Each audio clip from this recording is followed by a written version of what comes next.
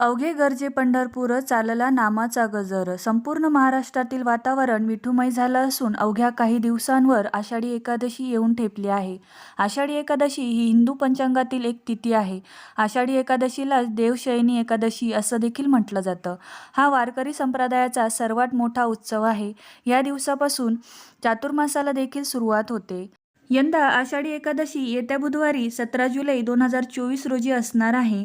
हिंदू पंचांगानुसार आषाढी एकादशीची तिथी ही फार पवित्र मानली जाते. खरं तर आषाढ महिना सुरू होण्याआधीच वारकऱ्यांना आपल्या विठू माऊलीचे दर्शन घेण्याचे वेध लागतात. या निमित्ताने ठिकठिकाणाहून पालख्या देखील निघतात. या पालखी सोहळ्यात रिंगण, टाळ मृदुंग आणि हरिनामाचा गजर करत वारकरी आपली वाट धरतात. आषाढी एकादशी ही भगवान विष्णूंना समर्पित तिथी आहे. या दिवशी एकादशी तिथीनंतर भगवान विष्णू निद्रावस्थेत जातात तेव्हा चातुर्मासाला सुरुवात होते. याचाच अर्थ देव पुढचे 4 महिने निद्रा घेतात. त्यामुळे या काळात कोणतेही शुभ कार्य केले जात नाही.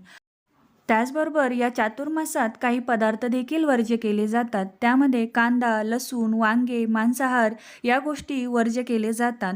यामुळेच आषाढी एकादशीच्या अगोदर आषाढी नवमी हा दिवस साजरा केला जातो. हिला आषाढी नवमी किंवा कांदे नवमी किंवा भडली नवमी असे देखील म्हणतात. या दिवशी कांद्याचे भरपूर पदार्थ करून खाण्याची प्रथा आहे. कारण या दिवसानंतर 2च दिवसांनी आषाढी एकादशी येते आणि त्या दिवसापासून चातुर्मासाला सुरुवात होते. चातुर्मासात कांदे, लसूण, वांगे वगैरे पदार्थ किंवा मांसाहार हा देखील वर्ज्य असतो. आषाढ शुद्ध एकादशीपासून ते कार्तिक शुद्ध एकादशीपर्यंत चातुर्मास असतो. चातुर्मास म्हणजे वर्षातले 4 महिने कांदा, लसूण खाणे बंद करायचे. मग ते बंद करण्यापूर्वी भरपूर खाऊन घ्यायचे. म्हणून मोठी एकादशीपूर्वी अर्थात आषाढ शुद्ध नवमीला कांदे नवमी साजरी होते.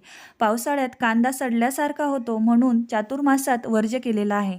तसेच वांगी देखील वर्ज्य असतात. या दिवशी कांदा भजी, कांद्याचे थालीपीठ, भरलेली वांगी, कांद्याची भजी, भाजी, कोशिंबीर, थालीपीठे, झुणका, कांदे पोहे, कांदे घातलेला फोडणीचा भात हे पदार्थ खाऊन हा दिवस साजरा केला जातो. भडली नवमीच्या दिवशी मध्य आणि उत्तर भारतात धडक्यात लग्ने होतात. या मुहूर्तासाठी पंचांग पाहावे लागत नाही. भडली नवमीनंतर 2च दिवसांनी चातुर्मास सुरू होतो आणि तो संपेपर्यंत लग्नाचे मुहूर्त नसतात. त्याचबरोबर हे पदार्थ देखील खाण्यास वर्ज्य असतात. त्यामुळे तुम्ही देखील येत्या आषाढी नवमीला कांद्याचे पदार्थ खाऊन आषाढी नवमी साजरी नक्की करा. व्हिडिओ कसा वाटला ते कमेंट करून सांगा. आवडला असेल तर लाईक आणि शेअर नक्की करा. त्याचबरोबर चॅनलला सबस्क्राईब देखील करा. धन्यवाद.